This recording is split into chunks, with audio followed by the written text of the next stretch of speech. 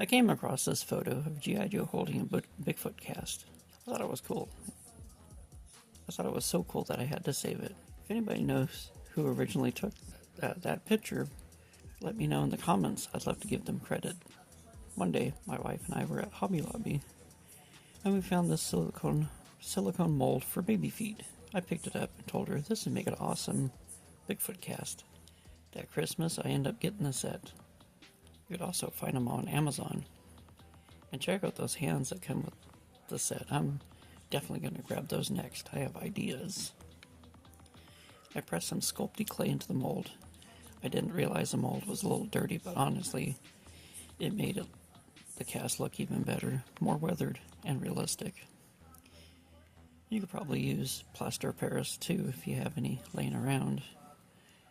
I also had some leftover yellow clay, so I made a few smaller prints. After baking them, I sealed them and painted them white.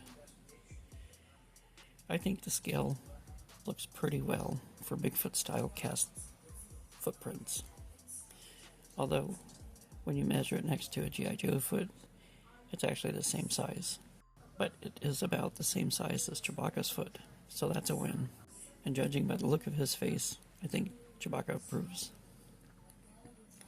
Now that I have both Chewbacca and my man-bear figure, I've got everything I need to make a pretty cool photo story. This whole project was fun, simple, and turned out better than I expected. Well, that's all I have for you today. Thanks for watching. Let me know what you think of these Bigfoot cast footprints in the comments section. If you like this video, please hit the like button. Share it with somebody who might enjoy it. Subscribe for more videos like this.